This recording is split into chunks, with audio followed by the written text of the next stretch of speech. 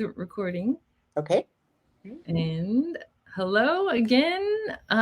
We are very excited today to have our part two of our series on women's health. And the beautiful thing is, when we did our previous part one, where we focused on the menstrual cycle, we already had people asking us to also focus on menopause. So that is what we are here to do today.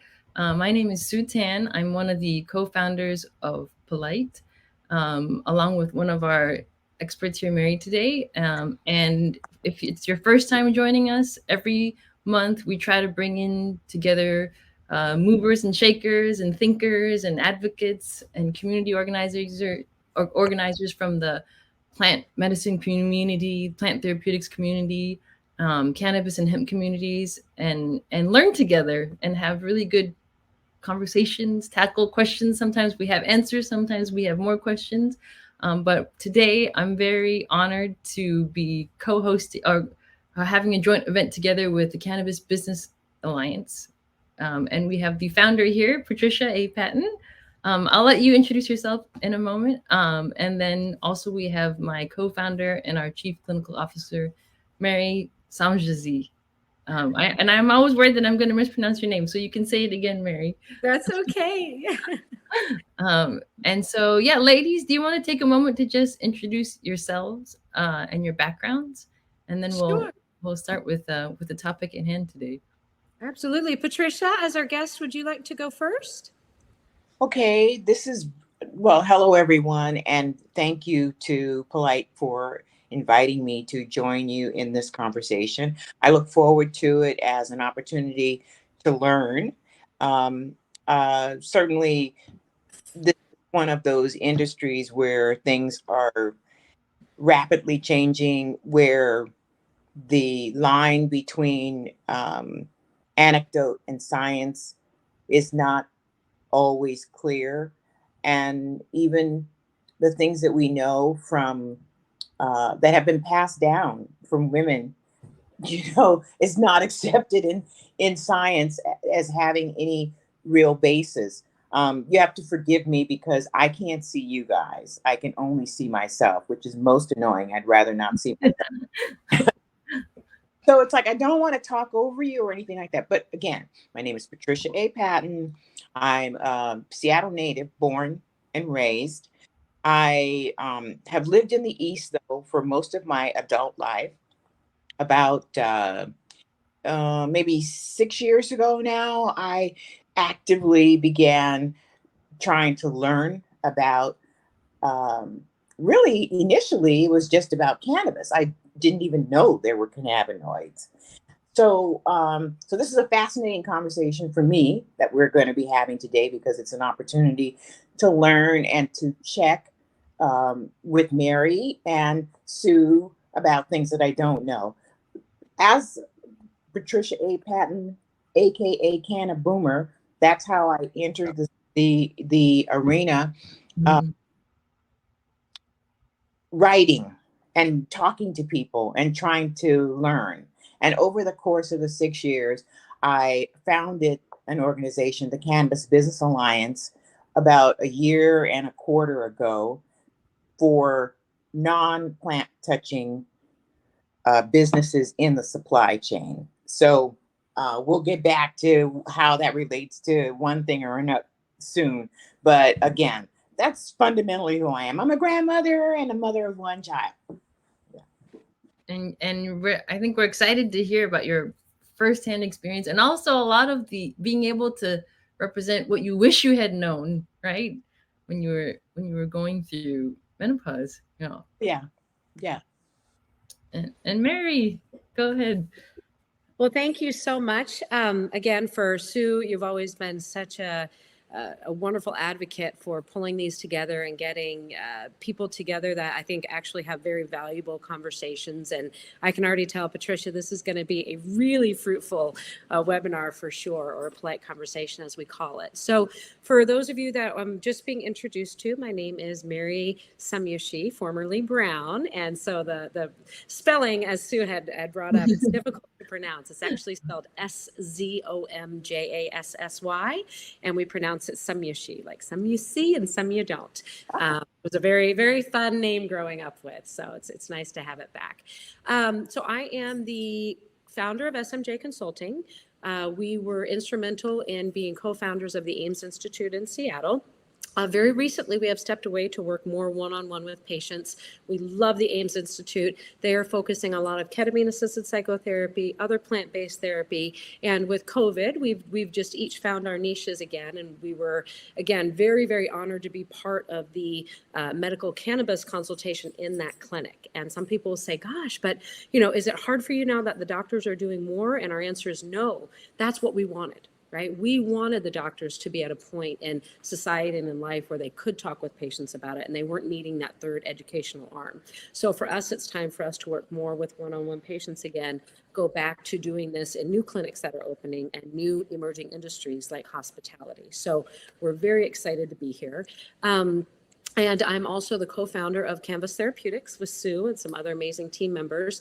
And we really started this company out of the necessity for people, Patricia, in your position, where you're interested in cannabis but didn't know about cannabinoids and all of the plethora of information that we do know about this plant. We're still learning, and we are going to be continuing to learn for decades and decades, but we've already been studying it for decades and decades. And so that is something that is both so exciting about this plant. It's also very difficult, to navigate the waters, because there's a lot of people in the cannabis industry, the legacy cannabis champions that have, been working very intimately with this plant one-on-one, but science has evolved over the past 20, 30 years. And we can now extract different parts of this plant that we know medically have even a much stronger benefit for different types of human systems, and we can utilize these parts. And so we no longer have to rely on the parts that were easily extractable, i.e. THC, 20, 30 years ago. And so we want to bring this education in to help people understand that anecdotally, what worked for some people, a lot of times we're missing the key picture, right? So I'll give a quick example. Everybody hears cannabis is good for cancer, right? Well, that was because there have been people that used it to mitigate symptoms of chemotherapies or non-traditional medications. Then they found that, my goodness, my doctors are saying I'm doing better than other people in my cancer journey. And so when you get that word of mouth, when you get that excitement, people start to latch on, but they're not always latching on to the right information. So in the same framework, when people talk about cannabis being such a powerful plant, we also have to honor that it is such a powerful plant and sometimes isn't the best remedy for other types of cancer. So I know we're not on talking about cancer, but this will be applicable. And we talk to female systems, hormonally driven symptomologies from menopause, menstrual cycles, and even how your body responds after surgeries that we often get later in life. So that's, to me, what's really important about having this conversation is to educate people on what we did know, what we now know, and how to make the cannabis products that are available, whether they're polite or something else, work best for the consumer that's using them. This is fascinating because the other thing that I think is really important about having this conversation is that we are helping people think about how they should think about and what their expectations should be and why it's okay to ask and demand from the Yes. people who are taking care of you to go a little further, help me figure this out, who should I talk to. I think that for me is really how I approach life. As I'm aging, I really feel that I don't want to be quieted, Yeah. Yeah. And I think for us too, it's about asking, demanding from your medical practitioners, but also from the industry that is creating the products that we are taking as medicine, right? So this morning before this, I was actually on with the Washington State. I was giving testimony for a bill that just made it to the Senate, and it's about patient protection. And this bill was about, if you are using products at home and you are an authorized medical patient, maybe you shouldn't have to have that state database authorization.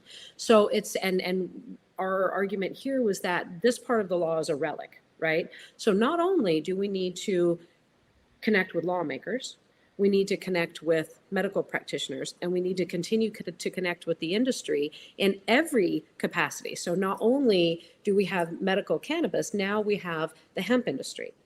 And this interesting situation that's happening in Arizona, you have the hemp industry who's really wanting to utilize these minor cannabinoids. Some of those aren't necessarily beneficial because there's no regulations on how they're being created. However, and that would be for the open market. However, we know from a medical perspective, if Delta 8, Delta 9 is being utilized in studies in Israel to target pediatric epilepsy, and it's accessible and it's at a price point for patients. But as the market share in the recreational, and lack of regulations, that's something that they're fighting against. And we understand both sides. So again, this, really looking at everyone who has, touch points with the medicine that we are taking is so important. And I often have people say all the time, why you do almost like too much, right? Like you're doing too much, you're spreading yourself too thin.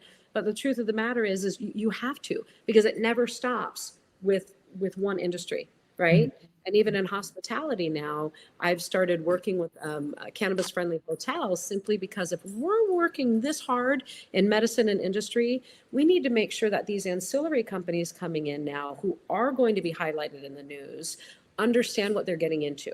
Right? If you're going to do cannabis infusion dinners and, we have women there who are going through menopause, hey, give them the heads up that high THC sometimes can, set you off this evening. It is really important because all it takes is one or two situations where people think they're adjusting inappropriately, or this is their first introduction and they're at the ER and we're getting false news that, someone has, myocardial infarction from something. So it's about getting that education in every single piece in the conversation around it, I think. Yeah. I think what I'm learning and excited about too is that I think when you start to have more experience experimenting with different plant compounds, you realize that in any given week or day or time of day, and then throughout phases of your life, your relationship with these compounds is going to change, right? I think something when we had our part one with Jessica, she was talking about how when you're on your period, your tolerance for THC, for different cannabinoids actually changes, Oh, yeah. because of the hormones. And so, yeah, today I think I'm excited to kind of cover things that are maybe generally important, but also a lot of these things that we would just never know had we not had access to kind of a more expert view on how our body interacts with cannabinoids. Yeah. So I think I'll kick off by addressing some of the cliche, widely known things that you hear, especially as a woman. I turned 40 last year, so I'm actively thinking about perimenopause, menopause, and I have my friends and family that are at many different stages. So everybody talks about hot flashes, right? And my my cousin literally said she had like one really bad one, and that was it. And then there's women that have them daily, nightly, all throughout the day, right, for years. And so, Patricia, I was thinking it would be useful to just start off by hearing, like, what was your experience like, right? And also acknowledging not just the physical aspect of it, but the social and emotional aspects, because I know so many women have and continue to kind of go through it feeling very alone and in the dark about sometimes even knowing what is menopause and what is not that I'm feeling, that I'm going through, right? Yeah, I had two older sisters, and my mother. We lived close to my mother's sisters, so I had first cousins, and my mother and her sisters, and older sisters between 7 and 11 years older than me. So I had them to see up close as things began to change for them. And I remember watching, there was always a bunch of fanning because no one, at this point in time, no one took estrogen replacement. It wasn't even a part of the conversation. Mhm. In fact, um, it was like the red tent was in our house, and it was a burden that women simply had to bear. That was kind of the response to menopause. In my case, having been someone who came of age when there was a lot of talk about birth control and all that, and for as much conversation as there was amongst um, young women of my age group who had the opportunity to be sexually free, so to speak, Yeah. um, that there's that same group of women are quiet about their menopause journey. Mm-hmm. So, and I am just want to take one moment to say this is my own belief. There's no science behind this, but I think that the stigma attached to menopause, that you're Mm-hmm. no longer attractive, that you're losing something, that Mm-hmm. Mm-hmm. it's the beginning of the hill down, Mm-hmm. causes people not to talk or share about it. So I think that Yeah. I love seeing, women, younger women, begin to talk about this openly so that we could share and help each other, particularly now that there's science and Mm-hmm. um, that there's hard science to Menopositivity. help. I saw the term menopositivity. Oh, I like Menopositivity. that. I haven't ever heard that one. That's a great one. Well, let's perpetuate that. Yeah, and Yes. so much. Well, I I mean, the bottom line for me was like, I wasn't even sure Mm-hmm. that I was in menopause, because Yeah. initially there is the start and stop thing. Of Mm-hmm. course, that's not true for everybody, but Mm-hmm. maybe, you miss your period and then you have 2 months pass and then it starts up again. So it's like, it never occurred to me that I was actually in menopause until I shared that with my doctor, you know? So that was I guess that was the first thing, not knowing really what to expect. Yeah. Then once it started, it was like a freight train out of hell, like I was a person who had flashes, who would need to get up and take everything off the bed at night Mm. and put new sheets on her. And it just got to the point where I went to my internist and I said, I feel like I'm going to jump out the window. I'm exhausted. Yeah. I'm hot. And for medical reasons, I was afraid to take estrogen replacement. So I didn't really know who to even talk to about cannabinoids, or That what the wasn't even relationship. on your radar, probably, right? No, it Yeah. absolutely was not on my radar. Yeah. I think for us, it's a newish concept, but, Dr. Ethan Russo notes, he's a famous cannabis historian, neurologist, local to us here. It's been used since 1889 in female menopause, menstrual birth, so this is nothing new in use, Forgotten. right? It's Yeah. forgotten and as it's not spoken of. Yeah. Right. Yeah, And I yeah, think, that we don't need to get into, we've had this conversation before about illegalization, legalization, and why it's been stigmatized. But you combine that stigma with menopause, and, Yeah. and because Double e- whammy. even as you're talking here, I'm thinking, I've not gone through it yet. I'll be 45 this year. It's probably coming. And I wanted to share a story about someone in my family. And I'm thinking, ooh, can I share that story? But the answer is yes. In our family, my mother said she didn't even realize she went through it. She had a couple little hot flashes here and there, but she went to the right. doctor and the doctor said, yeah, you've been through it. So, everybody has their own story and has their own journey. And Yeah. not only does our body play a key factor in what's going to happen, it's environment, it's diet, it's everything like that. So I think just like with cannabinoids, it's never one size fits all.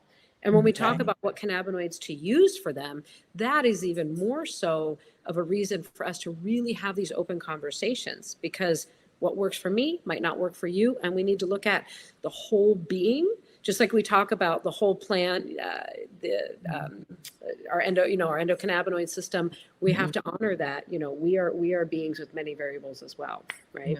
Yeah. Yeah. And it's interesting to think too of how, a lot of what is considered, so a lot of the classic documented symptoms or experiences people have. We talked about, temperature regulation changes, which probably then has a direct effect on the insomnia aspect, right? Whether it's emotional or physically related. Definitely your sexual health changes, right? And sex drive. Um, and Mary, do from a clinical standpoint, are there any other um, common issues that people kind of come to you with? Yeah, so I think you touched on most of them. It's insomnia, it's hot flashes, it's anxiety, vaginal dryness. Yeah.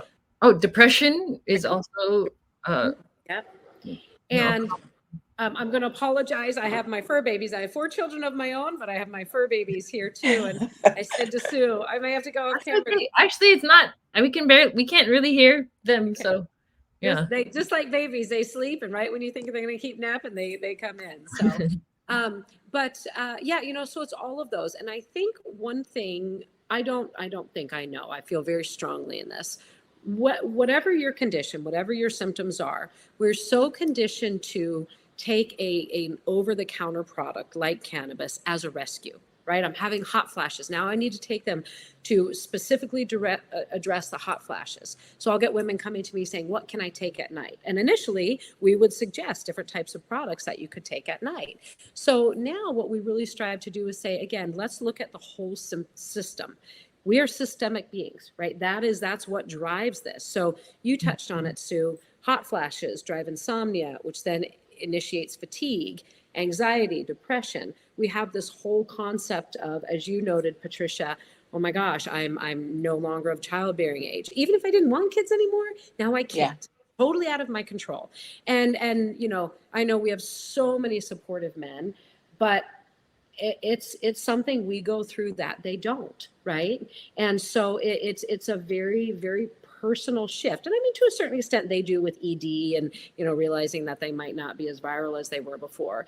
But when you use cannabinoids and other Ayurvedic herbs, plant-based medicine, they all interact with each other, right? So we're looking at a few things. We're looking at overall health and wellness change. We're looking at using cannabinoids so that with an understanding of how they work in our system, right? Menopause, in short, I'm going to speak very, very high level here, is your hormones upside down, right? Your body is changing, just like when you got your period. I always laugh because my oldest daughter is almost 17 and I have one that's almost 15, a 12-year-old daughter and a 10-year-old son, 11 now. And so I'm watching this prepubescent. Yeah, you got the whole spectrum there. Puberty. We're looking at myself here, and it's the five of us in our home. So you get to see what women go through at our stages in life is very similar to what's happening to these girls going through puberty, right? Your hormones are a mess, you're tired, you fall apart. And I think it sounds so simple, but we absolutely have to honor that. Right. And if we can look at kind of readjusting, look, we're really quick to give our kids an Advil for your cramps when it's happening. We should be giving them some cannabinoid products, and it should be, again, on a daily basis. And then right around the time of I'm not promoting giving kids cannabis. Let me step back and say that. I'm just talking about beings in general. The way CBG works in our system to reduce anxiety. Prior to this, you would read articles that would say it has to be THC. It does not. We knew at the time THC mimicked the anandamide, that bliss chemical in our body, also triggering the release. So that's what helps us reduce the anxiety. But for some people, it can exacerbate it. There's other compounds in the plant that can work just like THC without the potential of increasing that anxiety. So that's where CBG comes in. That's where CBD comes in. And it's, I'm going to say wrongfully blanketed as the compounds that don't, get you higher or non-psychotropic. Psychotropic just means like an altering in the way, your brain functions and thinks, and 100% they are. Not the same way we apply that to THC, but if people are using THC, then they often wait until the end of the day, wait till they're home, wait till they're in bed. That's not necessarily the best way to go about it. It's about utilizing the other cannabinoids to reset our system so that you can adjust when that hormone shift happens, when the anxiety starts to creep in. Because anxiety is a trigger for all of these other symptoms that we have to be exacerbated. If you get menstrual cramps, or if you're, vaginal dryness, and you're getting ready, to try to be intimate, all of a sudden you're thinking, oh my gosh, and your body freezes up and it tries to protect itself. It certainly doesn't respond appropriately, right? And lack of better terms, get the juices flowing again. But if you can take products that start to regulate your system, so when that anxiety creeps in, your body knows how to deal with that anxiety, not making it worse. It just helps us out as is the entire, cycle of human nature is It's all going. intertwined. Mm-hmm. Um, and Exactly. so I I guess, but just, we talked about how you did not have access to cannabinoids when you were going through, these challenges. And I think you've mentioned, you've even written about this, right? Like everything from weight gain to the actual mourning, right? Mary, you talked about this too. It's somewhat of a mourning process too for some people, right? Yes, absolutely. Like be transitioning into this new stage. And so, Mary, I think this whole approach of using plant medicine preventatively is kind of where you've always wanted healthcare providers and people to get to. So, Yeah. thinking of someone that starts to experience, like, perimenopause, like what would be your, like, very practical advice of, like, okay, I'm starting to feel these changes. And I think from a medical standpoint, it's really your estrogen. The main factor, right, is your estrogen levels lowering. Yes. Hmm. So And, how, and yeah, Patricia, you can probably talk more about that, just in terms of your experience and your interactions with the doctors. With cannabinoids, we focus a lot on symptomology and the research and that practical application. But from a true patient perspective, Patricia, you feel free to jump in on that and Oh, what you sure. maybe what happened with you. I was just going to say that from a patient perspective, um, especially with traditional medical providers, it's very difficult to bring them into your world, to get them to accept that your response to the changes in your body, you want them to address you individually. I want you to bring your best science head and education and apply it to my situation. I don't want you to tell me you're doing good for where you are. You should be happy that you can sleep 5 hours a night, or I don't want to hear any of that. What I want you to do is, when I come and I say that I can't sleep, or when I come and I say the fat that is, beginning to pile up around my middle, even though I'm exercising regularly and I'm not eating a lot, I want you to help me understand how and who to talk to. I mean, even if I had known that there was someone I could talk to besides a doctor who knew something, I would have been open to that. Right. And we get that all the time. People say, Mary, you're not a doctor, but to help patient find solutions, we will look at we call it this practical application, right? You look at what's happening as a human and as a patient. You look at what research is being done and has been done, and then you look at the real world application. And all respect in the world to doctors, but they only have so much time, right? And they're Right. not paid to research the new research on cannabis. So when we would go door to door to doctors, we would say we can be that educational arm for you and keep you appraised of the new changes. So when you're prescribed a pharmaceutical pill, you get that pharma rep that comes in, does a 2-hour spiel, then comes in every couple of months, gives you a little bit of update, but that's it. And then the doctors are placed in a box as to what they can prescribe. Right. I mean, Yeah, they're not, people think doctors are making money off of prescriptions. They're not anymore. They are not at all. being watched very carefully. That used to be the case, but now it's not. So it's almost, it's very difficult for doctors and patients relationship, because they don't have the information. They're not being paid nor have the time to research the new information. And as we've all addressed, this industry is constantly evolving nonstop. And when that happens, it's hard for everybody to keep up. And so we need to make sure that, again, we are asking those questions. We are staying on top of what is out there for patients and offering the solutions, or just, hey, have you thought about this? So one thing you said, Patricia, is, I'm eating right. I'm feeling it, gain on my stomach. But how many doctors out there are saying, okay, let's look at what you're eating for you? Not everybody can go and talk to a nutritionist, and again, all of our bodies Right. are different. And so that's what we strive to do with cannabinoids. Just in general, we actually address that as well, right? What are your daily habits? When you think of cannabis as exercise, or cannabis as your nutrients that you're consuming, that is very much impacted by what else you have in your body, right? If you are going through menopause, I have a friend actually, and she was talking about how she metabolizes cannabis, and she started talking about her weight gain. I said, are you taking anything for weight gain? And she said, well, I started adding protein in my diet, and I take those Xenadrin pills to, burn the fat. And I said, you're putting so much in your system now, that is, nothing is really going to help. You have to take a step back and look specifically. But she said, oh, my doctors have never even asked those questions. And I think that's just it, right? Is if the doctors aren't going to be asking, we can have conversations like this, which really encourages us to look at every part of our life, because nothing is the panacea. No CBD pill that you take is automatically going to cure your menopause. Just think, very practically, is there something I can remove if I'm going to try this that might, help balance me out a little bit? So I don't, Mary, I think, you can tell me if there's no like direct answer, but I'm just going to ask the obvious question. Can and do cannabinoids help relieve the symptoms of menopause? Like, For and of many people, yes. yeah. So there are very limited studies that have been done. And Mhm. we have to remember, when we say studies, there are studies called in vivo and vitro. Those are Petri dishes.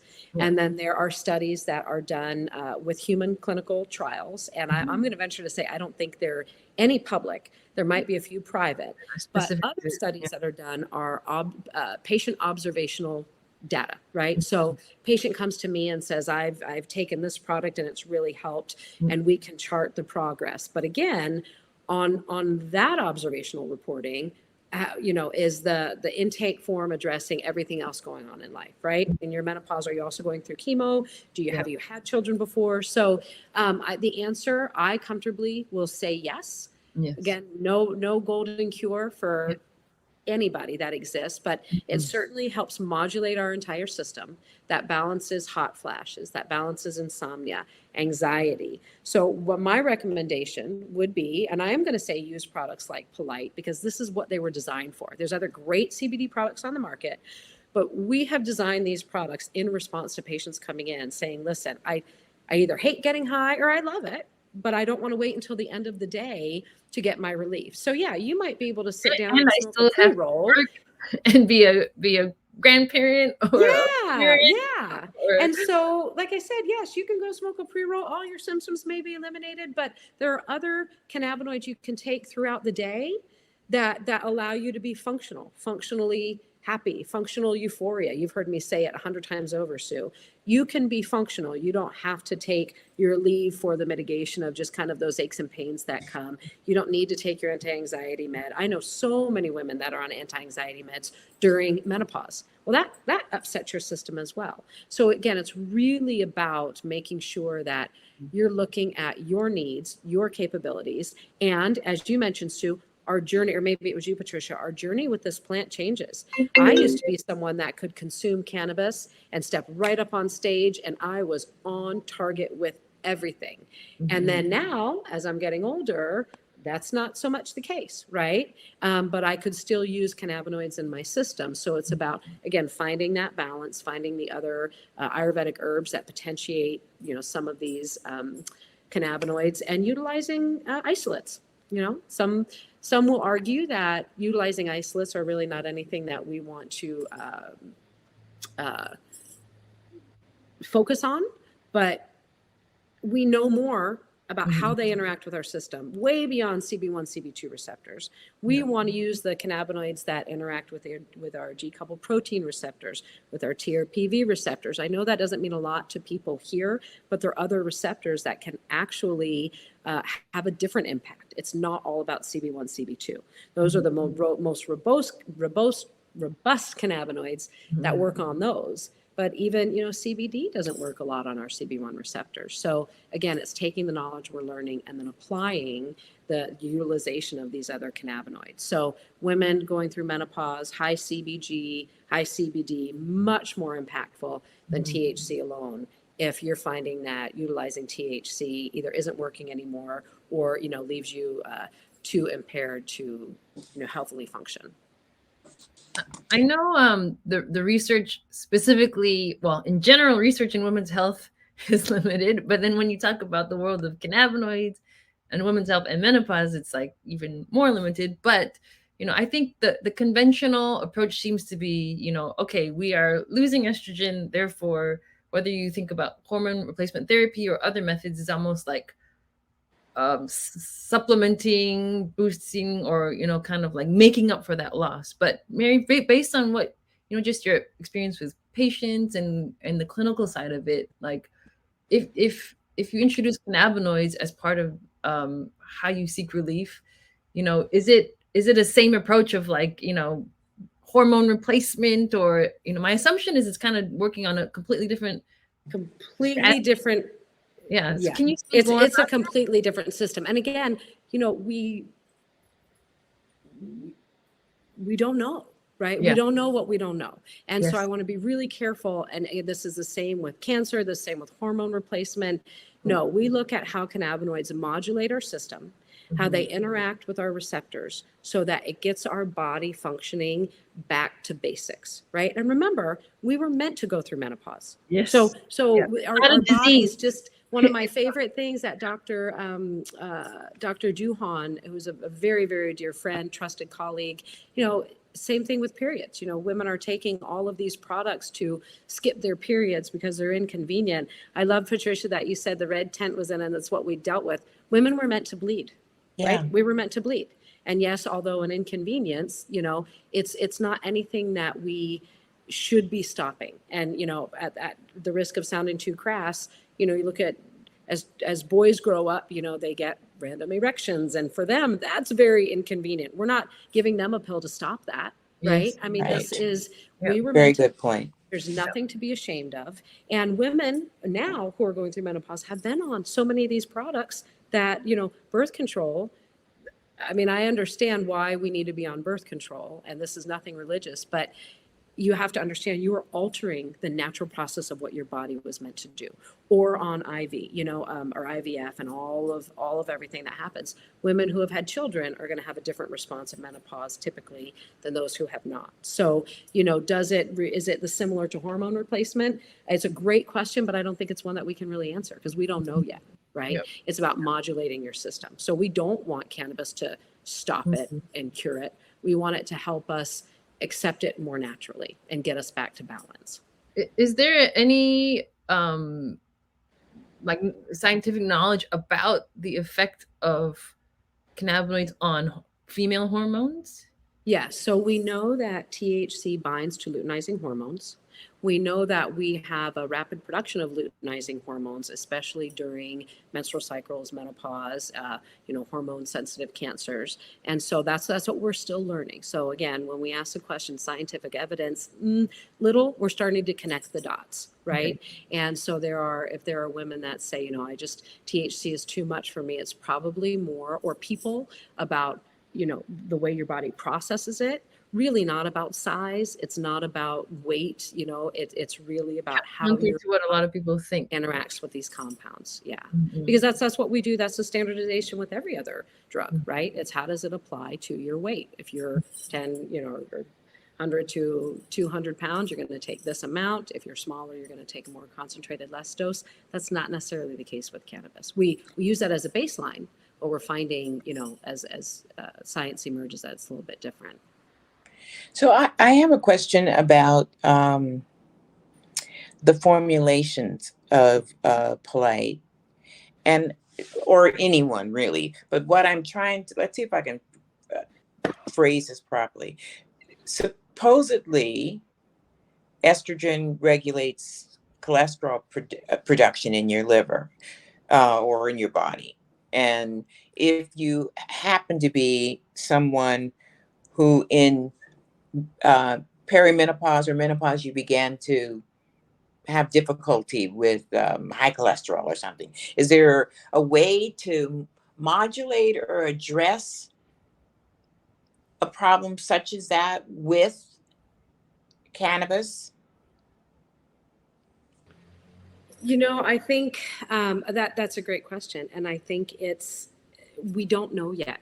I wish I could say we knew. We don't know yet, right? Mhm. So we know that various cannabinoids again trigger a different response in human systems. We know that there's a depletion of estrogen as you're going through that. Um, what we feel is that THC um, definitely initiates the shift, but it really is these other cannabinoids. So when I say other cannabinoids, I'm talking about, we know the ones that we're talking about, CBG, that interacts very specifically receptors in our GI tract, receptors in female hormone, centric areas.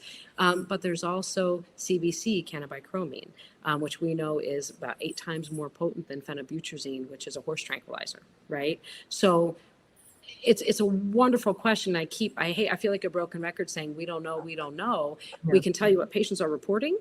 And the answer is yes. It's really beneficial, really helpful. They feel like it is mitigating these symptoms, but we're still learning the mechanisms as to why. So I encourage everyone to keep looking up. So if you're researching online, look up cannabis and menopause, cannabis and hot flashes. Look at the emerging reports that are being uploaded onto online. Mhm. But also make sure that you're looking at the purpose of these studies, right? Is this an article that's talking about a study that was done 5 years ago in a petri dish with 4 people? Or is this a study that is now emerging, it's new isolated cannabinoids where it's only those cannabinoids and not everything else? Because that's what you want to ask yourself to see where we're going and what we're finding out about this. Does that And answer? are we using any of the information from clinical trials that are being? I don't think there are any clinical trials that are being given to the public to address women's concerns, but I know that people are starting to, do clinical trials direct to the public. Yes, and I'm sorry, you did ask about the formulation. So what we have done, I got a little off track there. What we have done with our formulations are making sure that we are looking at what has and has not worked for patients, and we're using very specific doses of and ratios of cannabinoids. So to the public, it may seem pretty general, 1,500, 300, but the fact that we are mixing Ayurvedic herbs that come direct from our doctor in the clinic with a master's in Ayurveda, who is giving patients, we're doing IV vitamin C, boswellia, a host of different Ayurvedic supplements and others, lion's mane, chaga, especially for women. So those who are using different cannabinoid products, that's how these formulations were built, was we're able to take observational, anecdotal information, but we wanted to use products that we could actually apply what the consistency in formulations and how they were working with these herbs. And that's very, very purposeful in how we created these formulations. And because you can't always do, especially in cannabis and CBD, you can't do a formula for menopause. You can't do a formula for, cancer, but you can look at what are those areas that people in general who are dealing with any type of illness or symptomology often have an issue with sleep, often have an issue with energy, often have an issue with just overall health and wellness, pain, anxiety. So we look at, let's say, the sleep. If whether you're not sleeping because of menopause, or you're not sleeping because of cancer, or you have a very trauma-induced situations at home, most of those people are taking some type of supplement to sleep, whether it's melatonin, valerian root. And in the cannabis industry, they're just sprinkling some more stuff in. Oh, sleep, let's add melatonin, let's add valerian root, let's add CBN. Well, our question is, are you looking at what paradoxical effects those combinations can have? There's no one regulating that. They just say you can't say it's for sleep, but no one's regulating that you shouldn't be mixing all 3 of those. So for us, with the clinical application, we're able to say, okay, 90% of people who were taking valerian root responded well to this product on the market that has CBN and more valerian root and melatonin for about a week.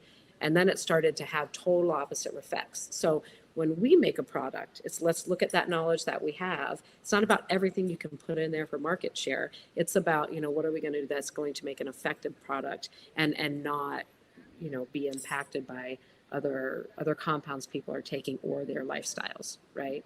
Because typically when you don't sleep, you get up and you drink a cup of coffee.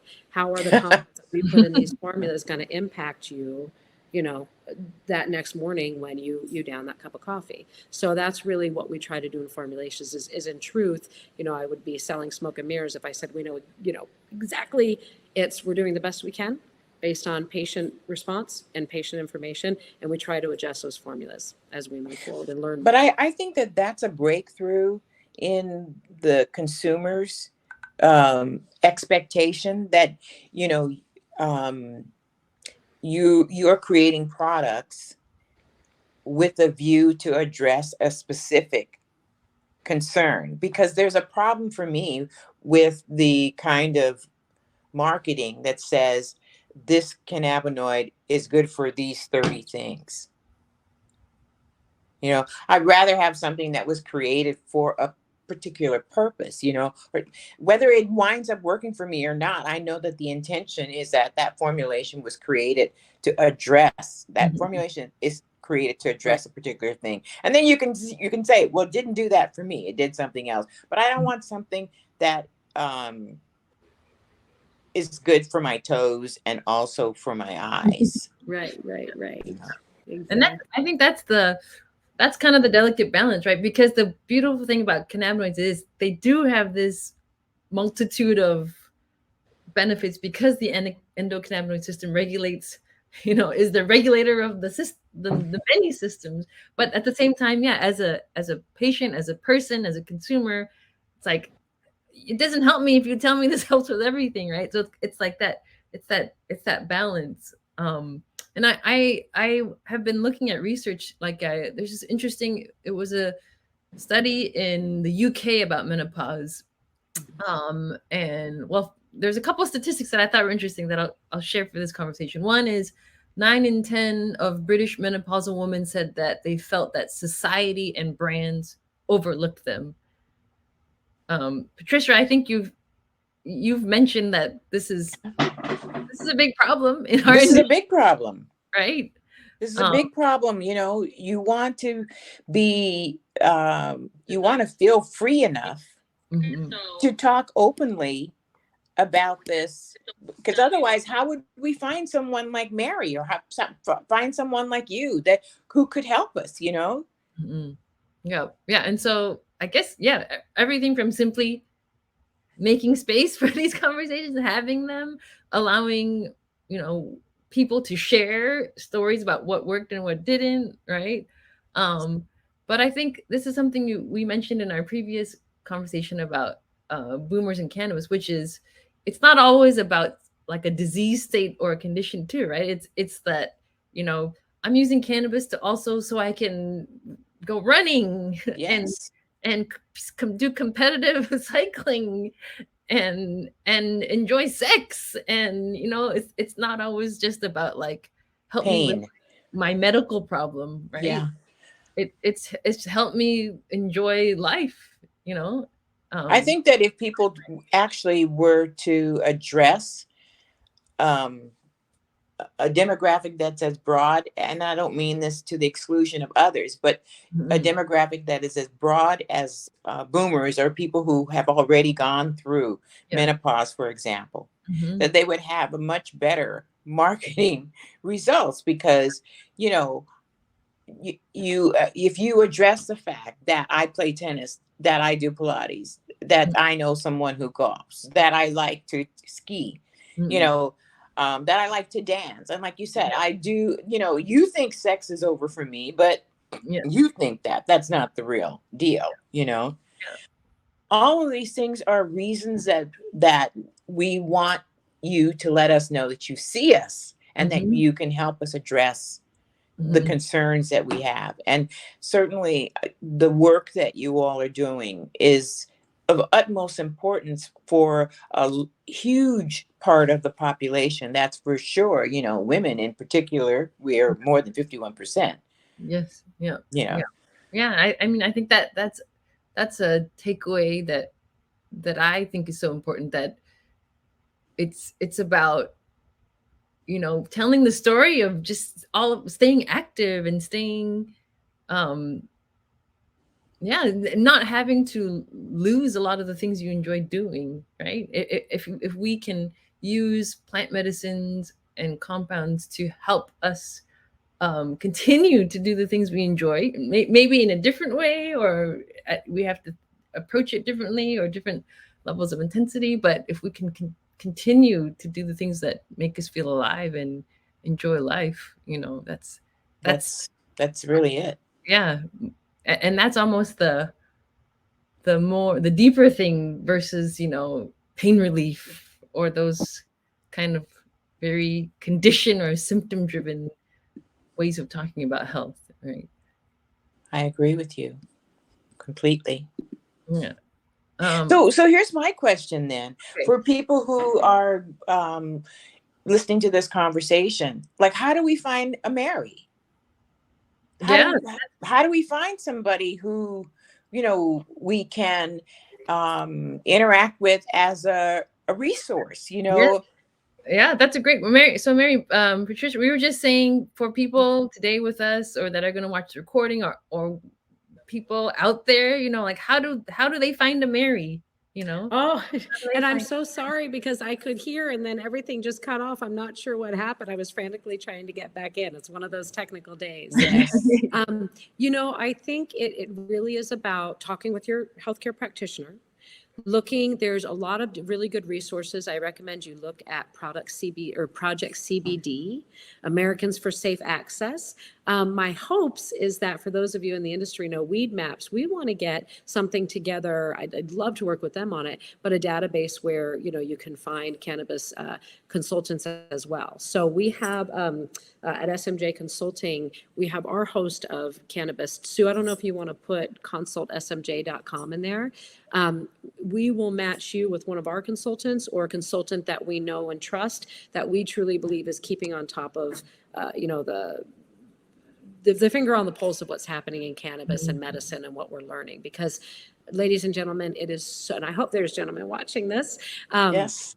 It's so important to stay up to date on the recess, or on the research that's happening, because again, I know, and it's hard for us, I think, to, if we knew one thing, and it happens to us all the time, we fought really hard for it. Back in the day, it was RSO for cancer, and now we're learning, okay, Yes. with new research, RSO is not best for certain female hormone sensitive cancers, right? It's okay to be humbled and say, we know more now than we did. Yeah. And I think as a cannabis Science community, changes. medicine community, yeah, Yeah. let's not, you said this, 6 months ago or a year ago. Well, we know more. We should be saying, gosh, I'm glad I know now. Let's change. Right. And Exactly. and that's the open communication. We'll try to post. If you go to Consult SMJ website, you can see there are trusted doctors that will work with us and with our consultants. We're really casting this net nationwide and globally. Actually, we work with a lot in Japan and Thailand and Brazil as well to get that education out there. Mary, you're closer to the, healthcare professional side of things, but from what I've seen over the past 3 years, there it's a matter of time, right? There are growing organizations and individuals, starting, there's a cannabis nurse networks now, Yep. where people that came from conventional healthcare and then had their moment of truth about cannabis medicine are now blending both worlds and then offering consultation. Exactly. There's obviously physicians too that are starting to build their own expertise and integrating that. Like in Portland, we have the Knox doctors, right? That Oh blend, my gosh. um, Yes. MD So with a deep understanding of cannabinoid medicine, not just medicine, but the culture and the history of it that comes. Well, what I'd love to do, Sue, is maybe on this note, maybe on Cannabis Therapeutics website, we can put a list of current trusted resources now Yes, that people can reach out yeah. to. Yeah, I think that And should be Mary, a. I know several of woman cannabinoid therapy consultants as well. Yep, Have that exactly. too. So I also wanted to maybe, yeah, Patricia, that's a good point. Maybe what we'll do is we'll actually consolidate like a living resource list. I love that. Yeah, the reason I say that is because I spend a lot of time talking to people who are smarter than me, like you guys, who know things that I don't know. Because one of the things, no, I'm serious though. I mean, and this is good. This is good. There's stuff I know that you don't know. But Of I mean, course. it's like I'm just I'm kidding now, but it is true. That's Oh, why no. you like to be with people who are smarter than you, so that you can enhance, Yeah, your own knowledge and all. for And the sure. and the thing about it though is that there is I mean, one of my personal things is that I like to be able to take this to a community level, so that people who talk to people that I don't talk to, because I talk primarily to people like you guys, Mhm. but that information to go somewhere, Yeah, so that other people can begin to think about it, because products are already in the market that are Yeah. just no good, that are just being sold, that are in, so people need to begin to think about the mhm, fact that, well, maybe I should read this label. Well, how do I read this label? you know Exactly.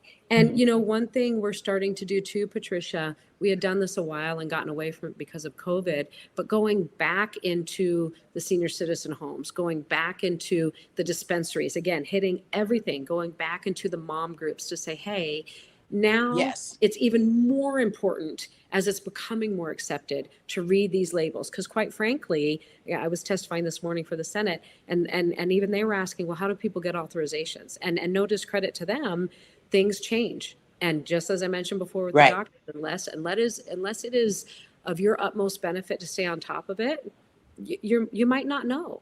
So Yeah, I think, absolutely. open communication. Patricia, I think we need to have lunch sometime very soon.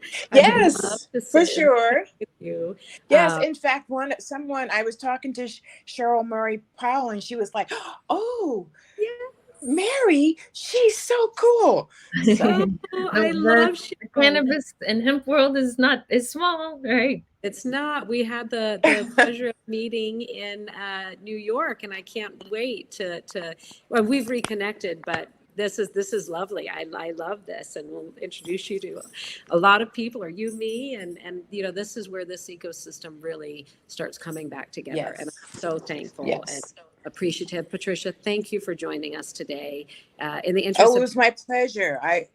My pleasure.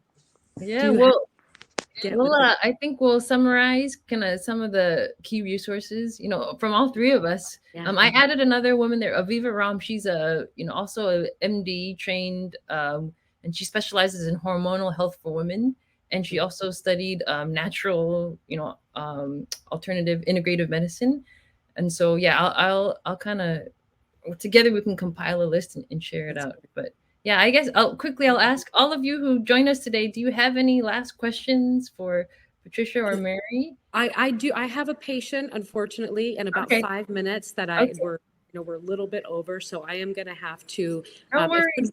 Yeah. And people can, compile these and yes, answer them. Is that okay? yes, definitely. And our door is always open too for our community to continue to Always. ask questions, not just about menopause, but cannabinoid health in general. Yeah. Yeah. All Perfect. right. Well, Right. with that, yeah, thank you, everybody. We'll share the recording and look forward to future conversations with you all.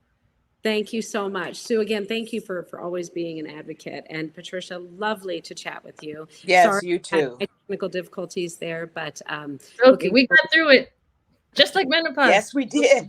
We We'll get did. through it. All right, Sue, thank you Thanks. so much for the invitation. All right. Bye, everybody. Bye bye.